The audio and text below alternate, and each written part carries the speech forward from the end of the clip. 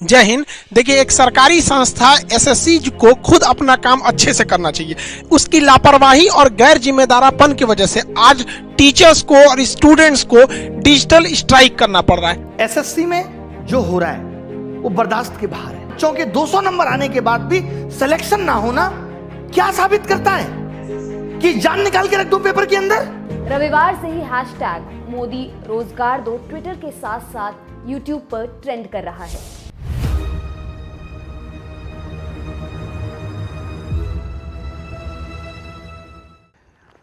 वक्त की नज़ाकत को पहचानिए साहब कि अब वो ज़माना नहीं कि एक ही चीज़ को बार बार समझाया जाए। अब ना वो पेशेंस है ना समझने वाले लोग जो आपके जुमले को आसानी से हाजमोले की तरह पचा सके। मेहनत के धागे को कैसे किस्मत से बांधा जाता है ये बहुत अच्छी तरीके से जानते हैं, पर अगर हमारी किस्मत पर राजनीति होती है तो हमारे मेहनत पर सवाल खड़ा होता है।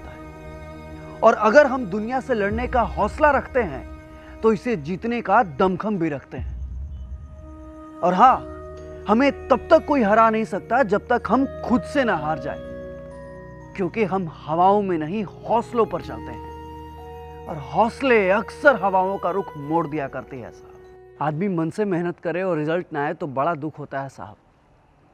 और एक आपका आयोग है जिसे डेट सेट रिजल्ट का कुछ अता पता नहीं है।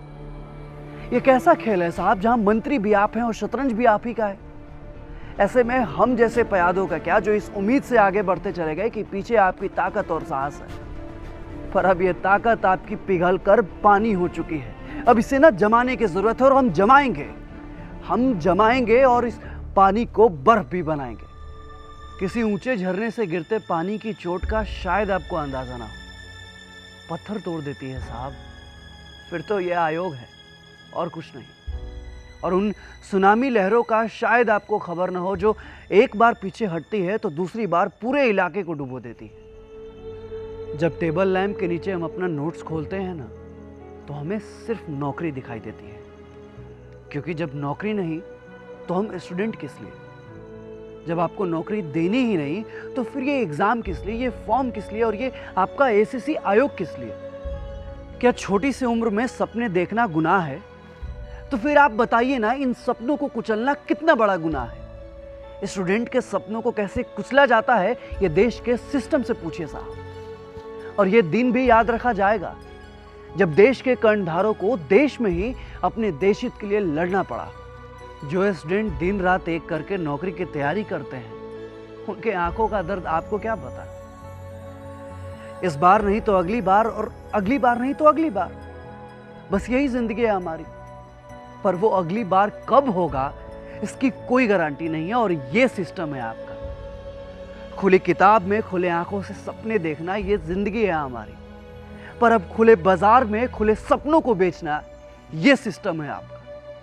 अरे अब तो रिजल्ट को भी अपने रिजल्ट का पता नहीं और एग्जाम को पता नहीं कि उसका एग्जाम कब है, क्योंकि आपका आयोग हो चुका है और आपका सिस्टम सिमट चुका है लेट लतीफ में। लेकिन हम स्टूडेंट हैं साहब। 4 ऑप्शन मिलता है किसी प्रश्न के उत्तर के लिए, और प्रश्नों का उत्तर देना तो हमें बहुत अच्छे से आता है। और जब प्रश्न हमारे करियर से जुड़ा हो तो इन सासों से जुड़े सारे ऑप्शन है हमारे पास। और युवाओं को ना स्टूडेंट ही रहने दीजिए, क्योंकि युवाओं ने सिस्टम का सिस्टम बिगाड़ने में देर नहीं लगाई है। अब स्टूडेंट को समझने वाला कोई बचा नहीं है और समझाने वालों की कोई कमी नहीं है। गलती सिस्टम करती है और गलत हम होते हैं। नॉर्मलाइजेशन नाम का टेंशन क्या होता है ये सिर्फ एक स्टूडेंट जानता है। रिश्तेदारों के तानों का जहर पीकर कैसे जिंदा रहना है ये सिर्फ एक स्टूडेंट जानता है।